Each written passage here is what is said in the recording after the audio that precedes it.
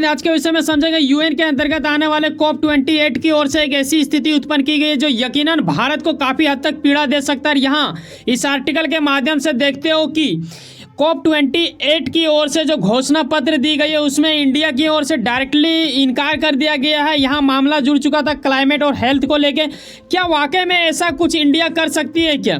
आखिर ये इंडिया क्यों कर रही है? इसके पीछे क्या षड्यंत्र हो सकता है? क्या हमारी कोई मजबूरी है जिस वजह से हम वातावरण को क्लियर करने यानी जलवायु चेंज होने की जो प्रतिक्रिया है उसको रोकने के लिए सहयोग नहीं कर रहे हैं बाकी देशों को, या फिर कुछ और हो रहा है? यहाँ पे क्या है मामला, इन सभी विषयों के ऊपर आइए स्टेप बाय स्टेप चर्चा करते हैं। तो ये मुद्दा इसमें पीएम मोदी भी पहुंचे थे, लेकिन खास ये हो जाता है क्योंकि जिस घोषणा की हम बात कर रहे हैं जिसमें इंडिया ने इनकार कर दिया साइन करने से, उस चीज़ को एक्सेप्ट करने से, उसमें करीब 124 देश करीब साइन कर चुकी है। अब सवाल आपके मन में सबसे पहले यही आएगा, क्या सर वो 124 देश क्या बेवकूफ़ था क्या? आखिर उन्होंने ऐसा क्यों किया? इंडिया इन चीज़ों के ऊपर इतना पीछे क्यों जाता दिख रहा है?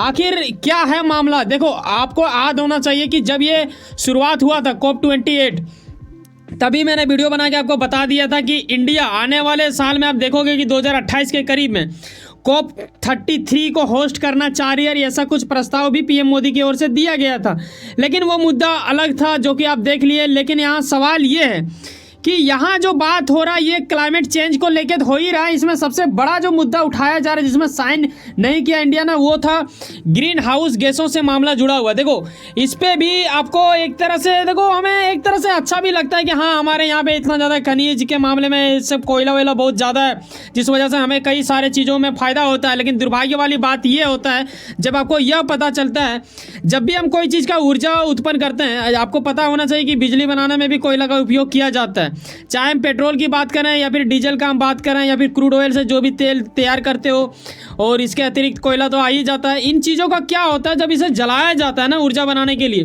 तो पृथ्वी को गर्म करने वाली कार्बन डाइऑक्साइड गैस निकलता है। इसे आप कह सकते हो कि ग्रीन हाउस गैस होता है। तो ये ग्रीन हाउस गैस जो पैदा होती है ना कहीं हमारे वायुमंडल को चेंज करने की क्षमता रखता है। क्लाइमेट चेंज हो जाती है जिस वजह से हमें कई प्रकार के मतलब आने वाले कुछ विपत्ति का सामना करना पड़ेगा, ऐसा कुछ स्थिति में खड़ा करता है। ठीक है, डिजास्टर का सामना ना करना पड़े, इन चीज़ों से बचने के लिए COP का मीटिंग होता रहता है। और ये 28वां साल का मीटिंग है। इससे पहले करीब 27 साल अलग अलग देशों में कर ली गई है, और यहीं पे UAE में ये हो रहा है, दुबई के इलाके में। तो ये काफ़ी अच्छा होता है। लेकिन क्यों इंडिया पीछे हट रहा है, क्यों नहीं साइन किया? अगर इन चीज़ों के ऊपर हम लोग भी अगर रोक रखेंगे तो काफ़ी हद तक हमारा सुधर सकता है। और हम बात करें सुपर पावर माने जाने वाले बाइडन का या फिर सुपर पावर की ख्वाब देखने वाले शी जिनपिंग का, ये दोनों देश चाइना अमेरिका भी इनमें पीछे नहीं है।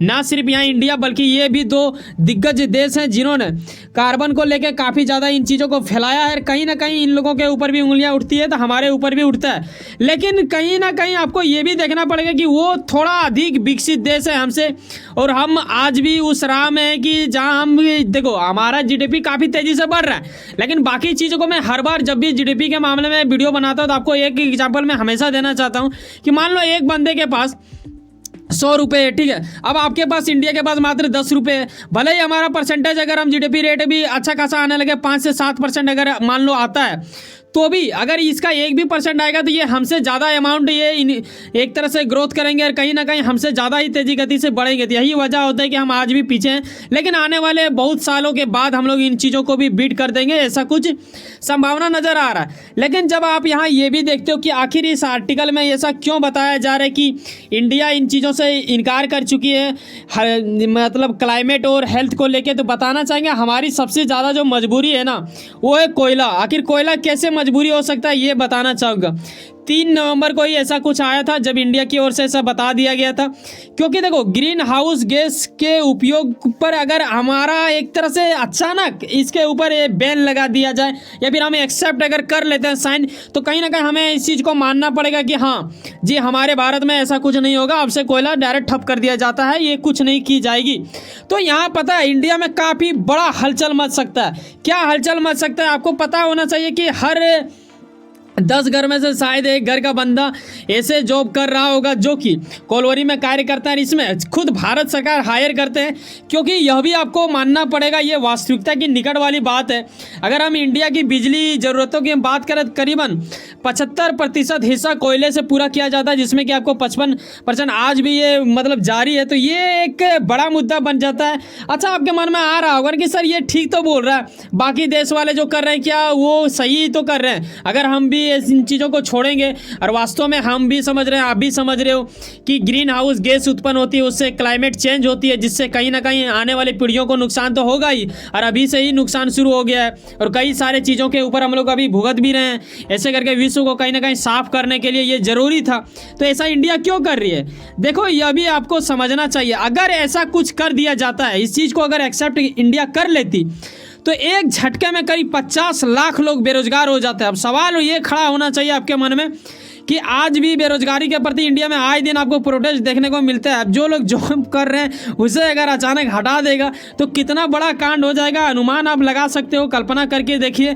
और क्यों ऐसा आखिर हमें क्यों करना पड़ रहा है और कितना झटका लग सकता है, ये जब आप समझोगे ना तो आप पूरा तरह से चौंक जाओगे। हाँ, ये सच है कि हम भी चाहते हैं कि दुनिया को बचाना, और ख़ास करके इसमें इंडिया हमेशा से इन चीज़ों के ऊपर एक गहरा असर डाला है। यहाँ पे मैं आपको यह भी बता दूं ना कि भारत सरकार की ओर से ना, अगर आपको याद हो तो 2021 में ही पीएम मोदी ने कहा था कि हमारा टारगेट है कि 2070 तक आनी नेट जीरो का प्लान था, कार्बन न्यूट्रल कर दिया जाएगा, ऐसा कुछ देश बन जाएगी हमारी। और ऐसे में हमारे देश में एक तरह से उस टाइम भी यूज किया जाएगा, लेकिन उतना ही यूज किया जाएगा जितना कि ग्रीन हाउस गैसों को हम एक तरह से प्रकृति के साथ कुदरती जो हमें प्राप्त हुआ है, कुछ ऐसे चीज़ों के माध्यम से वो थोड़ा जलवायु चेंज कम होता है, तो उन चीज़ों का प्रयोग करते हुए वैसा किया जाएगा। तो ये 2070 तक हमारा टारगेट है। लेकिन ये लोगों का प्रक्रिया का अगर हम लोग एक्सेप्ट करते हैं, इन लोगों का अगर बात हम लोग आंख बंद करके अगर विश्वास कर लेंगे, तो कहीं ना कहीं हम लोग एक तरह से क्या बोलते हैं कि अपने पैर पे कुल्हाड़ी मार लेने के जैसा होगा। अब ऐसा मैं क्यों बोल रहा हूँ ये आपके मन में ज़रूर आएगा। आपको बताना चाहेंगे कि देखो, अगर एक झटके में, एक सेकंड में अगर ये चीज़ क्लियर कर लिया जाता है कि हाँ आज से, अभी से, इसी वक्त से इंडिया छोड़ता है इस चीज़ को, त्याग करता है कोयले को, तो पता है हमें कितना ज़्यादा अमाउंट खर्च करना पड़ेगा। करीब 746 खरब, यहाँ पे लाइनिंग सुनिएगा, यहाँ खरब का मैं जिक्र कर रहा हूँ। अब कितना अमाउंट होगा अब अंदाज़ा लगा लो। इंडिया को पूरा तरह से तोड़ देने की क्षमता रख सकता है, तभी जाके हम जीवाश्म ईंधनों को एक तरह से उससे छुटकारा पा सकते हैं। तो ये हमारे लिए एक बड़ा अमाउंट हो जाता है। अगर हम अभी जीडीपी का बात करें ना, 3.73 समथिंग कुछ आएगा, ठीक है, 4 ट्रिलियन भी लगभग हम लोग छू नहीं पाए हैं। ऐसे में करीब इसका 1/3 आ जाएगा, तो आप समझ सकते हो कितना अधिक अमाउंट हमें लगा देना पड़ेगा इन चीज़ों को छोड़ने के लिए। यहाँ एक आर्टिकल के माध्यम से एक रिपोर्ट सामने की जाती है थिंक टैंक की ओर से, जहां यह स्पष्ट कराया जा रहा है इसमें करीब 30 साल अगर लगातार ऐसा कुछ किया जाएगा तो शायद इन नौकरियों को बचाया जा सकता है। अब समझने वाली बात है कि सरकार आखिर इतना फंड इकट्ठा कहां से करेगी। ये हमारे लिए एक तरह से मजबूरी का भी सामना है, क्योंकि इसके प्रति एक और षड्यंत्र जो कि आप वीडियो के अंत में समझ ही जाओगे, उसमें पाकिस्तान का बहुत बड़ा रोला होने वाला है इन दिनों। देखो 900 मिलियन तो हमें सिर्फ ये आप अगर देखो बिलियन है यार, मैंने मिलियन बोल दिया, मिलियन तो कम होता है, 900 बिलियन की बात की जा रही है, जिसमें से करीब 600 अरब डॉलर अगर बात करें, ये भी यूएस डॉलर में। आप समझो कि उद्योगों को और यहाँ पे ढांचागत विकास के लिए, जैसे मान लो आप यहाँ पे जैसे मैंने पीछे बताया कि 50 लाख लोग बेरोजगार हो जाएंगे, तो उनको किसी दूसरे चीज़ में लगाना पड़ेगा ना, उन चीज़ों को करने में भी इतना खर्च हो जाएगा। बाकी कुछ समुदाय को ऐसे मदद में करीब 300 अरब डॉलर चल जाएगा, तो ये कहीं ना कहीं 900 का मामला हो जाता है, ये काफ़ी बड़ा बिलियन हो जाएगा। ठीक है, इतना में तो हमारा जीडीपी का 1/4 हो जाएगा यार, 4 भाग में अगर बांट दे तो ये आ जाएगा, क्योंकि 1000 बिलियन बराबर हो जाएगा, उतना है ना 1 ट्रिलियन। तो ये काफ़ी तबाही वाला बात होता है। लेकिन एक अच्छी बात क्या है कि इन्होंने एक अच्छा कदम उठाने की कोशिश किया, लेकिन हालांकि इनकी मजबूरी भी अपनी है एक, लेकिन उसके ऊपर नहीं जाएंगे। जो अच्छा कर रहा है उसको अच्छा ही बोलना चाहिए।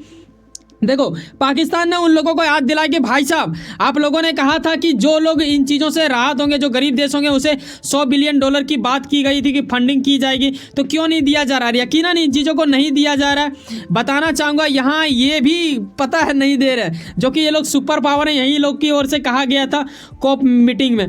तो ये जब कॉप 28 समिट हो रहा है, तो ऐसे में एक बार फिर से चर्चा किया गया। हालांकि इस बार क्या हुआ है कि अमेरिकी डॉलर में अगर आप देखो तो 475 मिलियन की बात की गई है, जो कि लॉस डैमेज को एक तरह से फंड करेगा। हालांकि इसमें छोटा छोटा अमाउंट सभी लोगों की ओर से दिया गया, जो कि बिल्कुल वाहियात का रूप होता है। इतना छोटा में क्या ही हो जाएगा, थोड़ा ज़्यादा करना चाहिए था तो ही जाके ये होगा। हाँ, ऐसा अगर कुछ मिलता तो शायद हम लोग कोयला के बारे में सोच सकते थे कि शायद ना करें, तभी जाके ऐसा कुछ आर्टिकल आपको देखने को मिलता है। बताना चाहेंगे चैनल के बारे में, यहाँ आपको बड़े ही सरल शब्दों में विश्लेषण करके बताया जाता है हर उन मुद्दे को जो विश्व से मामला जुड़ा हुआ रखता है। ऐसे में आप यूपीएससी का तैयारी कर रहे हो या फिर आईएएस का या फिर छोटे बड़े हर वो एग्जाम के लिए करंट अफेयर्स काफ़ी ज़्यादा मायने रखता है। ओनली 29 रुपीज़ पर मंथ के जरिए आप सदस्यता ले सकते हो हमारा चैनल का।